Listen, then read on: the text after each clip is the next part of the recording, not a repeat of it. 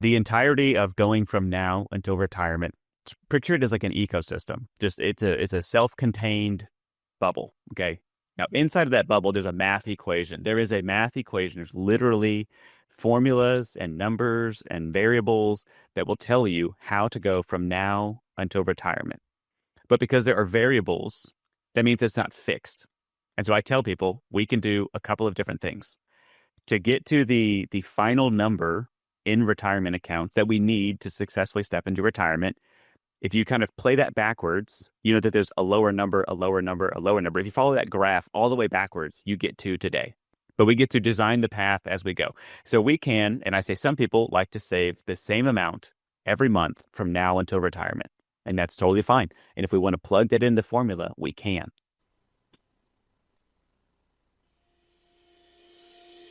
Hey there, and welcome to Money and You. I'm Michelle Perkins, your host. My search for more fulfilling work led me to career and business coaching, where I stumbled upon a game-changing discovery. Money issues often start with our mindset and habits. You see, our relationship with money is the key to overcoming those frustrating financial obstacles. As an entrepreneur, coach, and problem solver, I'm passionate about helping you create a great relationship with money. Because, turns out, that's the foundation for a limit-free life.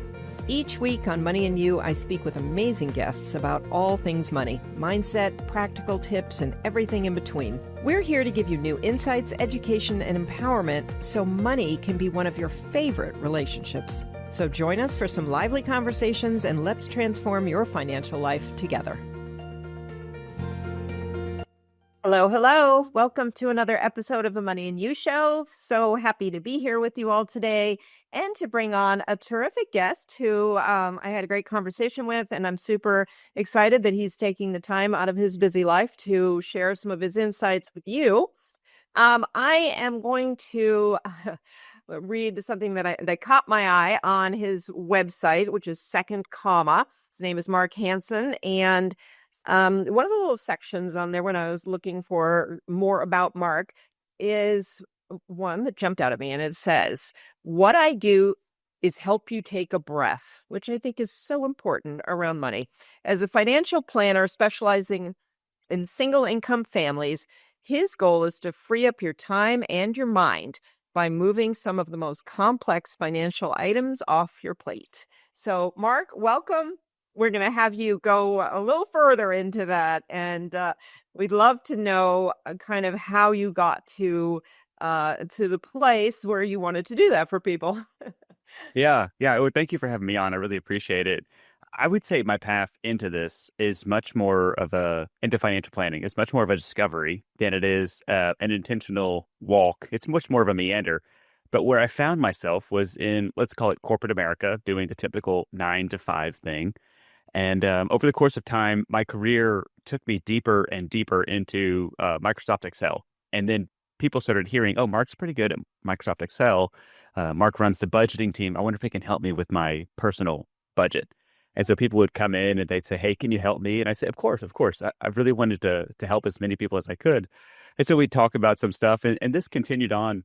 And then this email came out from the head of HR that said, whoever's giving financial advice to their coworkers needs to stop immediately.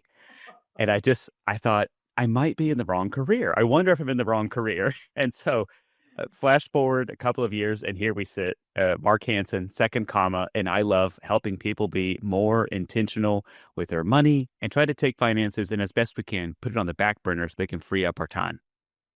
Oh, thank you. That's great. It all came back to me when you said that. I remembered that story now.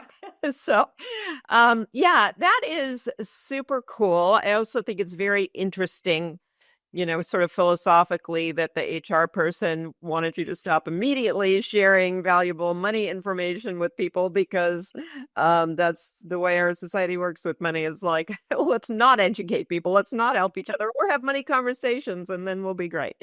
But so I think that's terrific what you're doing. And why did you move into financial planning versus maybe something, more budget oriented since you were doing that? Yeah. Yeah. Well, what I realized was budgeting was really just a piece of the larger puzzle. If you get the budget, so if we get it figured out, if we use our air quotes there, you still need to know what to do with the money. How do you steward the money? Even if you can get the day-to-day puzzle piece of budgeting figured out, and even if you can commit to the week in and week out doing of the budget, you still need to do something with that money to get you from now into retirement. And that's where, under the umbrella of financial planning, I really enjoyed that whole walk. I hope that these are 10 and 20 and 30-year relationships with people to take them from where they are, which is maybe money confusion, and then through the process of teaching them stewardship, get them into a retirement that feels comfortable mentally more so than anything else, and help them understand how to maybe pass that wisdom down to the next generation. Yeah, and you look pretty young. So, I mean, were you concerned with retirement or engaging in retirement savings and things like that early? Or, I mean, was that already something you were doing? Yeah, I'm more of a leap then look kind of a person, unfortunately, and I did the same thing when it came to saving for retirement. And so what that looked like was I talked to somebody and they said, well, start out at 4% or so for putting away your money, and then every year just try to increase it by 1%, and eventually if you can get to something like 10%, that would be really good. And so I just went in and set it at 10% and said I'll figure it out from there. And so 10%, and just kind of from there, and I realized, oh, that's a way to do this. You can start at 2 or 3 and go up 1, 1, 1, 1, 1. You can also start at 10 and just kind of figure it out from there. But I realized after talking to some other people, let's say flashback to that story I was telling, the people that are coming into my office and asking me for help, I realized they started at 0 and they stayed at 0. And then they were trying to go to 1 and to 2. And I realized, oh, wow, this is a very different path that people are taking. And I started to become very curious. Like, why do people take these different paths? Mm. It's one instance where leaping and then looking actually played out better for me. Not to say that I've made it or I've arrived or that I don't do any financial planning for myself. It just was very interesting getting the money into the accounts. Yeah, I love this. And it really brings up, your whole relationship with money and your mindset around money, because I feel it's just a feeling, not proven, but I feel like the reason people are saying, start with 2, 3, 4, ramp up is because overall people kind of don't expect that people are going to do anything. And so I feel like to make it, easier to stomach, like just do a little bit. But what you did is really the smartest thing, is don't do a little bit. I mean, do as much as you can do, or do more than you think you can do, because it's just putting you so far ahead of the game. Um, Yeah. And I talk about that sometimes too with my clients. It just in general, it's if you do too much, you can always dial it back. yeah. But if you do too little, you're giving up time. And that's a very, very different equation. I am of the mindset, the way that I wanted to approach it, I would rather realize, oh, wow, it's kind of hard to pay the light bill. I should probably dial back that 401k contribution versus, let's say I'm in my mid 50s or something and realize, oh, wow, I paid the light bill really easily. I wish I would have put more money into the 401k. Yeah. Yeah. And how, just tell us a little with what you've seen. People adjust to things. You feel like you can't do something.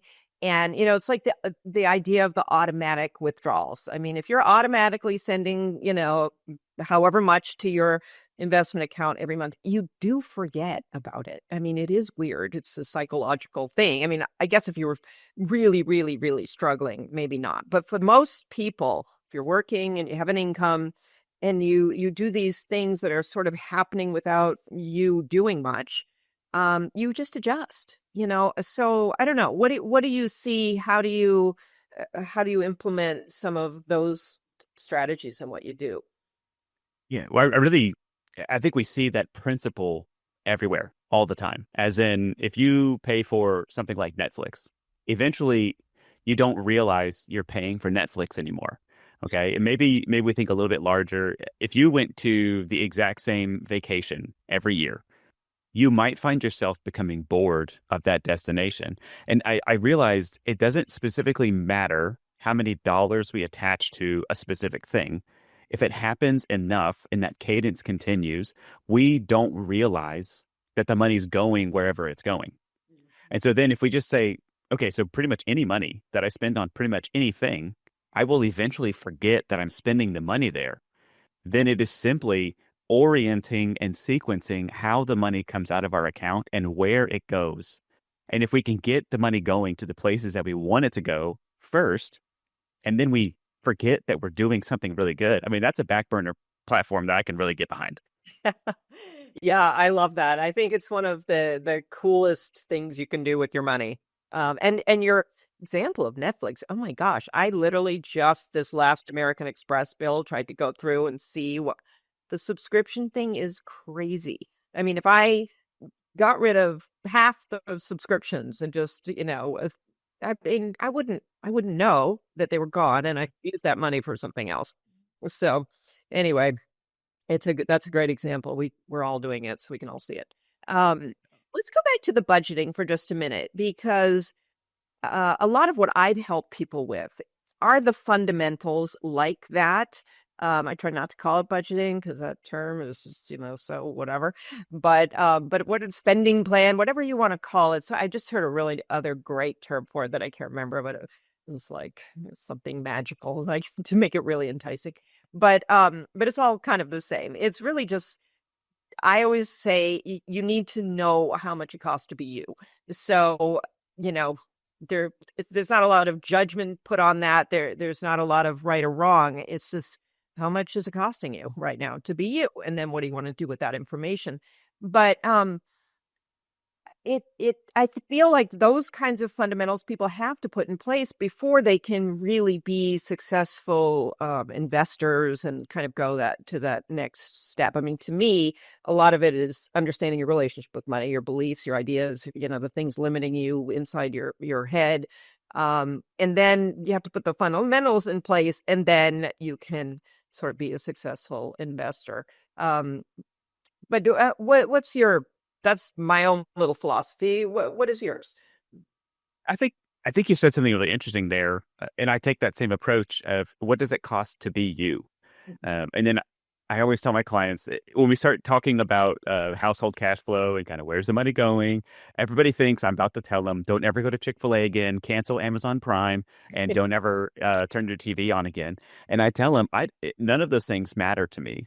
We will always talk about the consequences, good and bad, of the life that you tell me you want to live. Mhm. And from that perspective, we can talk about it. And it's very easy to talk about it because I let them know if you tell me I can't not go to Chick-fil-A twice a week, that's fine. We're just going to build it in. And Yeah. as long as we know it's part of the plan, that's fine. The most absurd version of this is if I would go to a client and I would say, just cancel. They say, what do I cancel? I say, cancel everything. Hey, well, why would I do that? It's because then only turn back on the things that you remember that you're not experiencing anymore. That's kind of good. I like that. And it sounds absurd, but then if you think about it, is how many things could we stop paying for and not even realize that that money's not going to that place anymore? Now, if I flip on the light switch and the lights don't come on, and I really wish the lights would come on, then I remember I do want to pay my electric bill. I like when the water comes out of the tap and the lights turn on. I like that little magic box on the side of my wall that lets me tell the air what temperature to be. But from there, we can really start getting into this sequence of things. And I tell people I have 5 main categories, and they're categories because they're not prescriptive. They're purely descriptive, right? And so I say, imagine that there's 5 tables at a banquet, and you have to serve all 5 tables, and you are going to serve them in a specific order. And I say the order is going to be, generosity is at table 1. And some people do and don't serve that table. And I don't put that on people. I just tell them that's table 1. Table 2 is going to be saving. Table 3 is investing. And then table 4 is your fixed expenses. And then the final table is your variable expenses. And people always say, well, how do I know if something should be at table 4 or at table 5? Is it a fixed expense or is it a variable expense? And I say, these are things that if you stop paying for them, they get taken away. And you either care or you don't care. And that's how you know if it's a fixed expense or a variable expense. As an example, I specifically, myself, and there's no judgment here, I don't care about Netflix. So if I had Netflix in my budget, it would be at table 5, a variable expense. And then why do we want to know about fixed and variable expenses? Well, let's say we do the analysis. It's, hey, Michelle, what we need to do is get about $800 more a month headed into some investment accounts. And then you say, well, gee, where am I going to find that money? And then I can say, start at table 5. Start at your variable expenses because those are the ones you've already told yourself and told me you're willing to cut those. And then people understand, oh, that's why we're supposed to do this money stewardship thing, is so that we understand where to cut. Mm.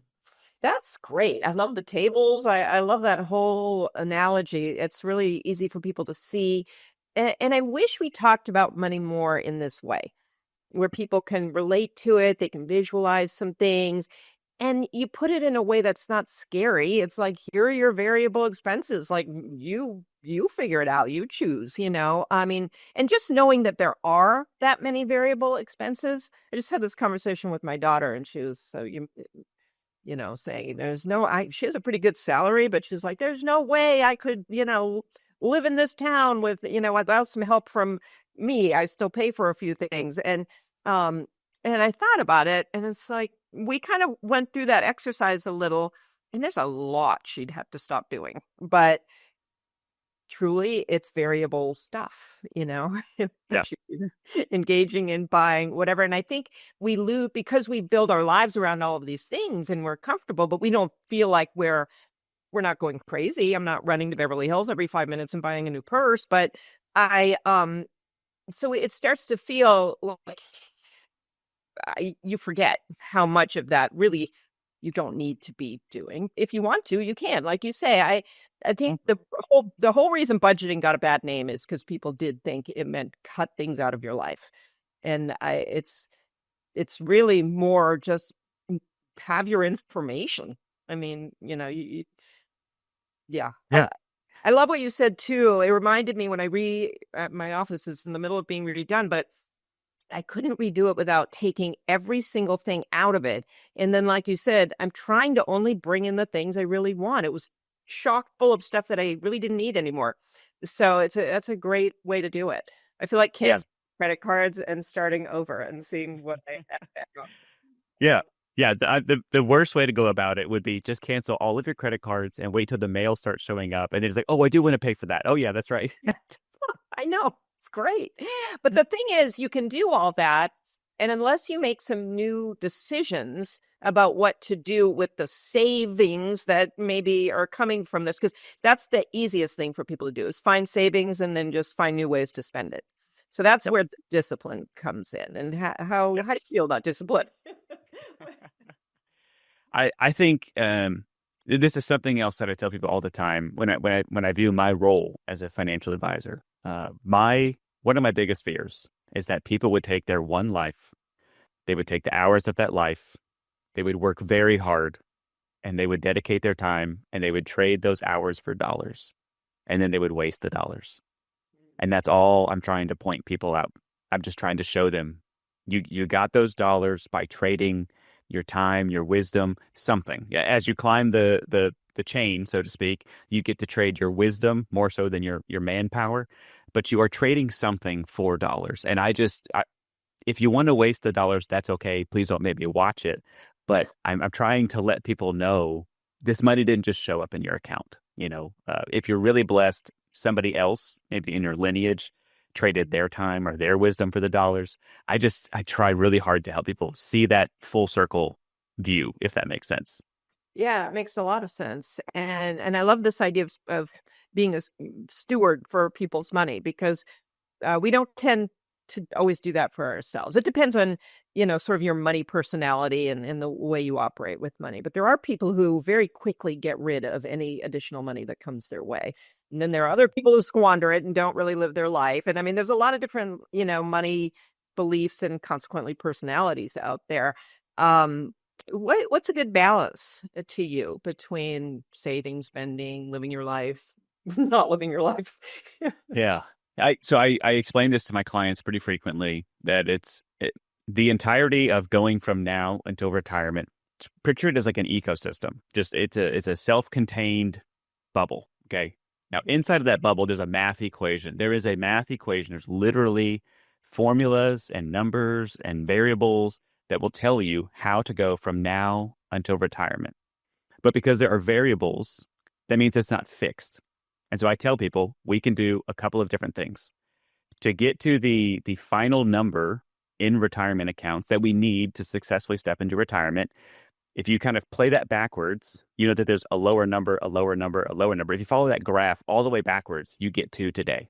but we get to design the path as we go. So we can, and I say some people like to save the same amount every month from now until retirement. And that's totally fine. And if we want to plug that in the formula, we can. Some people want to save upfront and then let time do a lot of the compounding, the heavy lifting for them. And that's okay. The formula allows for that too. Some people are in a life circumstance where they need to spend all of their money right now on things that they say are valuable. And that means we're going to backload savings for retirement. And that's okay too. The formula can handle all three. And so I tell people, I basically set it up as, if you want to get to retirement, let's go flat level, save the same amount every single month. Let's start there. If you can't save that amount because household cash flow doesn't allow it, then we are naturally doing the backloading of saving for retirement. Mm-hmm. If I give you a number and you're saving more than that, then we're naturally front loading retirement. And then I let people know at a certain point, we're only going to do one of three things. We will exactly hit retirement exactly when you wanted to. Something will happen that will extend retirement out, or something will happen that will bring retirement closer. And when you start to break it down, that is mathematically as simple as it is to retire. Now, your formula looks different than my formula, looks different than anybody who's listening. We don't have the same formula. And in my mind, from my perspective, that's why a financial planner might be somebody who's helpful to talk to, is because there's not just a simple sticky note that I can mail out to everybody and now everybody knows how to retire. But the formula is mildly flexible, but also mildly rigid at the same time. I hope I've been able to describe that well. Yeah, no, that's great. I love that. And as a financial planner, are you also a financial advisor? Can you help people with their investments? Yes. And so I do help people with we'll call it AUM. That's the typical financial plan. So assets under management. I can manage people's assets.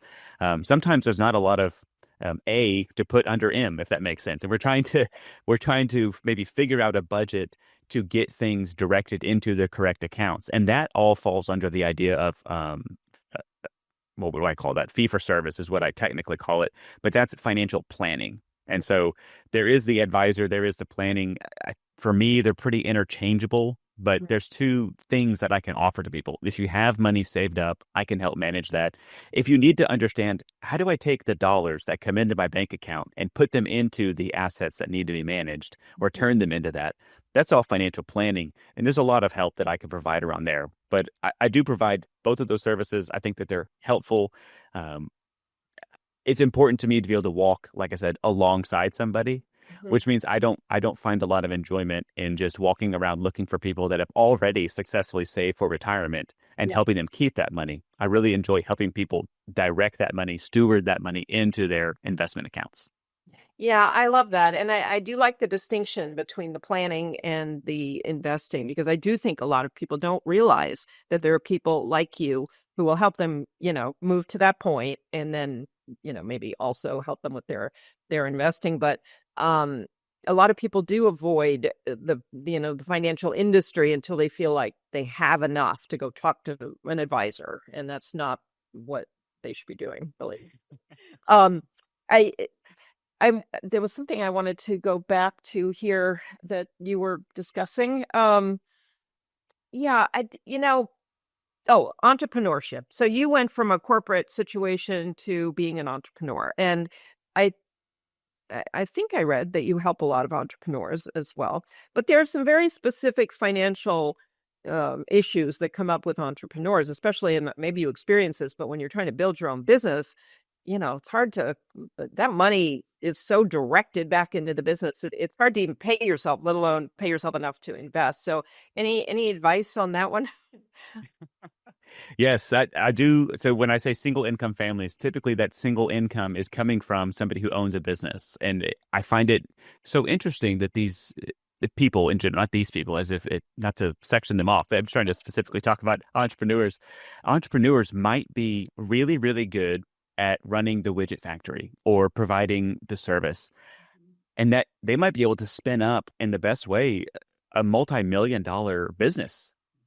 But I have come across time and time again the business owner who is making, we'll call it $3-4 million of revenue, and doesn't know how to pay themselves. Not as in they understand mathematically how to pay. I understand how to move the money around, but they don't understand how do I not destroy the business? And so sometimes it's a lot of, okay, we've got really good velocity, we've got a lot of revenue, but then we're actually changing the internal fundamentals of the business to allow for one of the business expenses to be owner compensation.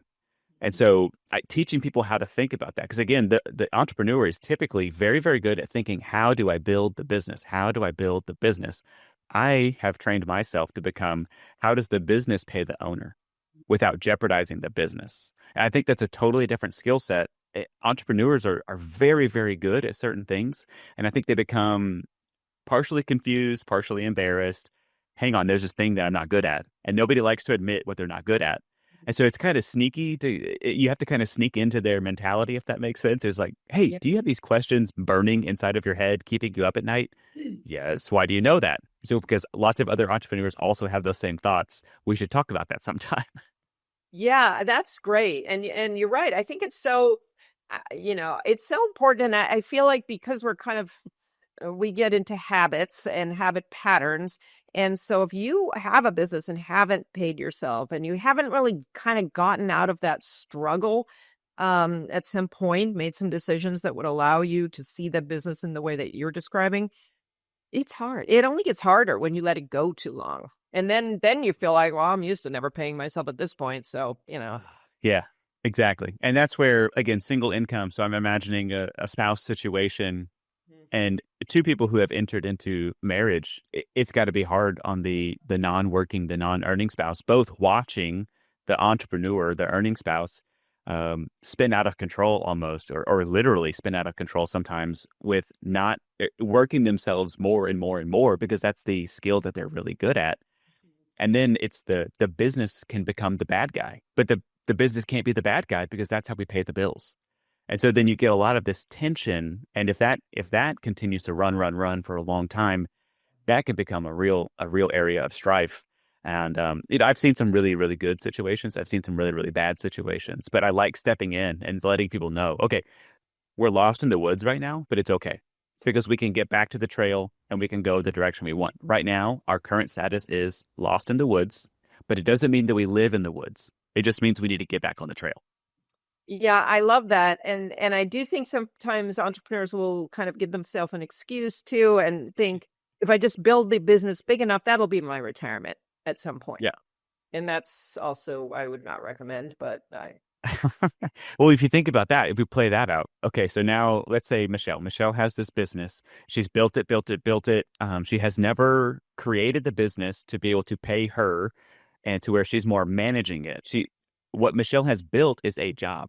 And so now I'm just going to sell this business. No, no, no. You're selling a job and you're trying to find somebody else who wants to step into the shoes that you feel are so frantic, you can't understand how to step out of them.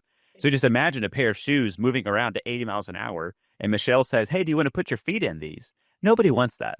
Nobody wants that. That's why I say we have to change the business fundamentally, not move from widgets to doodads, not like that. You're just changing how the money moves in the business to allow the quote unquote shoes to slow down enough that somebody else might think, I think I do want to put those on. yeah, and what's the right time to have this conversation with somebody starting a business? Because, first couple years, you might really need to just plow all your money into it. But how do you look at it?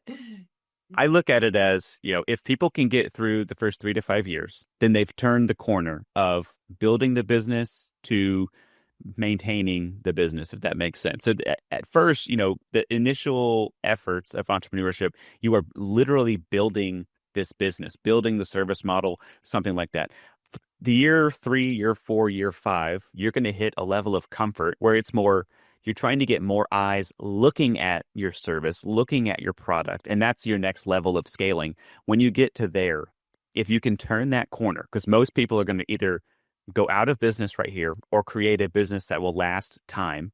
And if you make that corner and now you're looking at how do I scale this thing by getting more people focused here, that is the time when as you scale, you don't want to scale chaos. You actually, as you turn that corner and you start to try to scale, you want to make sure that you've got everything organized well so that what you scale is already correctly organized. Mm. You're making it sound so clear and so doable. Did you run into any of your own blocks as you were doing this yourself? Oh, I am in the middle of it. I described that corner. I am looking at that corner right now, and and I see it, and that's what's really wonderful about getting into financial planning the way that I did. It is maybe the strangest way to get in, as in I'm doing a much more solo style here, but I'm able to mirror the entrepreneurship mindset, and I'm able to play it out, and I see it real time. And so when I say things like that to people, I'm saying what's in their head. I'm talking to them about the things that they only talk to themselves about in the mirror or while they're laying in bed staring at the ceiling, and I can meet them right there. And because I've taken the time to walk through it and I've tried to turn that corner, then I can talk about turning that corner. And I'm doing the same thing for myself. When I think about my family, I don't want my wife looking at me doing this job and saying, Mark is working really hard, but he's exhausted. Mark is working really hard, but I never see him. Mark is working really hard. He's very successful, but he keeps missing baseball games. He keeps missing the recital. He keeps not being there at these things that she knows I want to be there at. And so it's in that of how do I not let this get away from myself? And then you start having conversations and you start seeing, I guess the detriment to some entrepreneurs, they only see their chaos. The benefit to me, I get to see everybody's chaos plus mine on top of it. And I start seeing the commonalities and I start, okay, we need to diagnose and treat this a lot faster because this is a recurring issue that people have. Yeah. Yeah, that's great. I'm right in the middle of listening to Buy Back Your Time. Hmm. Read that book. I forget the author at the moment, something Martell, I think. Yeah, Dan Martell. Yep. Yeah, there you go. Yeah, interesting.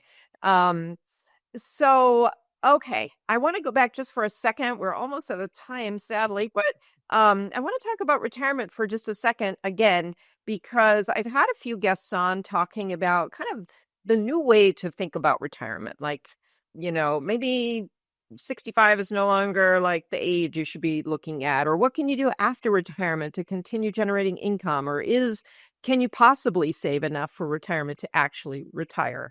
Um, there's a lot, the world is different. And, so I don't know, any kind of just ideas on your part that might be like new ways to think about retirement, or maybe not. Yeah.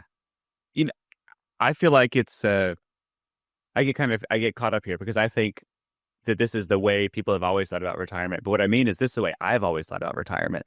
But I keep telling people about it and people keep saying, "Oh, that's a very interesting way to look at it." Kind of like with the budgeting and the table scenario earlier. Yeah. But the way I talk to my clients about retirement, it's when your assets can generate the amount of money that they need to allow you to earn the dollar amount that you want to. Okay. And so it's not specifically, I'm going to set this timeline of which I actually have no control. There's a spoiler alert for everybody. I can say 65 just as easy as I can say 66 or 60. I can shift that around so that the timeline isn't specific. You think about that's drawing a line in the sand really close to the waves. We've got to understand that that's the kind of line that we're drawing. But let's say we put this there. What I'm really wanting, what I'm actually thinking, but I'm not saying it correctly when I say 65, I mean, at this point in time, I hope to have the choice to be able to live off of the money that I've saved and invested and earn the money that I want. Some people want to earn $0, which puts all of the burden on their invested accounts. And some people are okay still doing something. You talk to entrepreneurs, they're not real good at going from busy, busy, busy, busy, couch, couch. They're going to go crazy. Most entrepreneurs, 2 to 3 years into retirement, start another successful business because they can't fight their nature. And so we talk about, well, what does it look like? Okay, so Michelle, again, you've built this very successful company. We've done the reworking. Now this business is paying you. And now we're starting to set up, okay, you think you want to step away from this business in, we'll call it 5 to 10 years. Now we're really planning for the exit strategy. How do we get somebody else? How do we get Stacy to come in here and be the new Michelle? And how do we get Stacy to pay you the number and all the contracts and whatnot? But then it's, Michelle, what do you want to do after this? And again, very, very rarely do my entrepreneur clients say, well, I really just want to go and sit and do nothing, because it's just totally not who they are. And so then it's, well, what do you want to do? And we start hearing, like, what are your goals? So what do you hope to do with your time? And then just a few sentences later, I'm typically helping my clients see, yeah, that's called consulting. Like that's what that is, you know. And I start showing people, I'll do some calculations and I'll let them watch me do the calculations where it's your retirement. If you make your invested accounts hold all the burden of paying all the bills, that is completely different than if you just earn $10,000, $20,000 a year. Yeah, you take somebody who's got a seven-figure revenue business and you say, do you think you can earn $20,000 a year? And oh yeah, that's easy. If you can earn that much money, the burden is no longer on your investment accounts. And again, this is how I've thought about retirement all the time. But when I say it, does that sound a little bit different to you, or is that what your other guests have talked about? I think, yeah, I think that's a lot of the conversations we've been having. Like retirement doesn't need to mean sitting on the couch or being on the golf course 24/7 or, whatever. I mean, there is a lot of opportunity post-retirement. And yeah, I think for the people who I mean, there's so much we could do another whole show on, what if you get sick? I mean, there's so many things that retirement could possibly be used for, which isn't, playing golf. But Yeah. so, you're right. I loved what you said about drawing a line in the sand close to the waves. Because I mean, there are a lot of thoughts, but I do think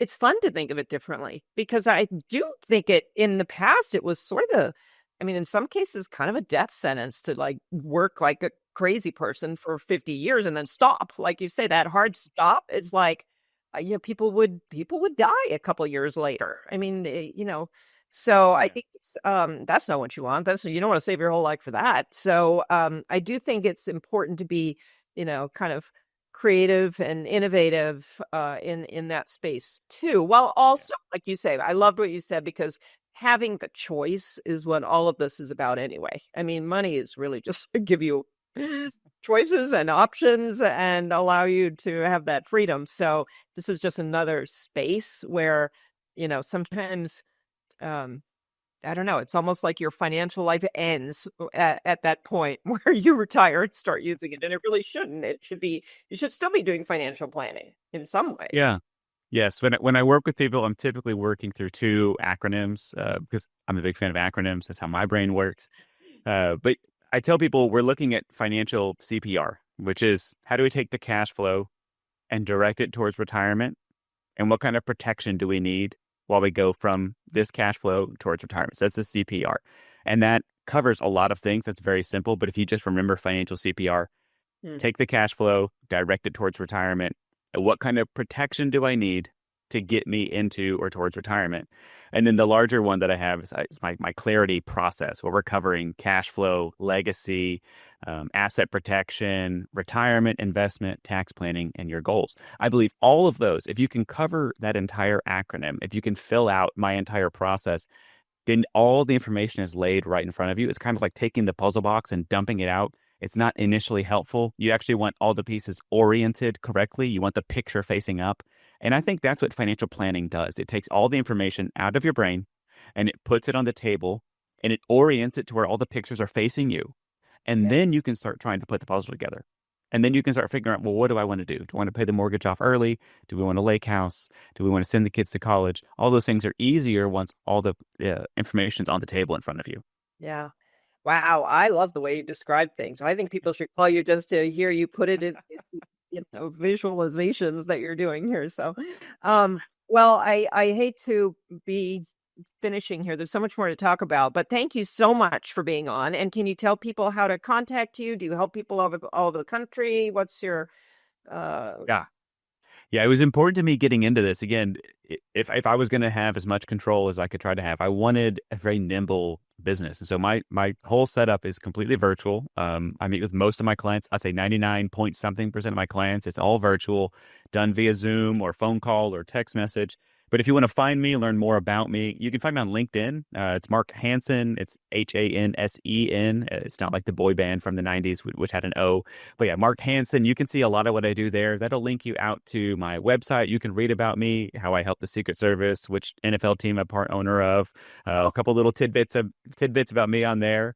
And I've got a podcast that people would just want to hear, like, well, how does Mark think about this? How does Mark lay out his metaphors? You can hear more about me on my podcast, which is again linked on the website. Okay. Wow. Thank you so much. That is great. And yeah, thank you for joining me today. I love talking to you, and I think you provided some great information to our listeners and very clearly and well done. So anyway, yeah, appreciate it. And so I'll put your information in the show notes. And audience, I hope you contact Mark because he knows what he's doing and he sounds like a really great steward for your money, as he put it. So I think that's wonderful. That's a gift to people. So yeah, thank you. And thank you, audience, for being here. Love having you join us on the Money and You Show. You can find us on all the podcast platforms. You can find the show on the Limit Free Life YouTube channel. And you can find me at limitfreelife.com and learn more about what I am doing out there and sign up for my newsletter so you can get all kinds of good information from me as well.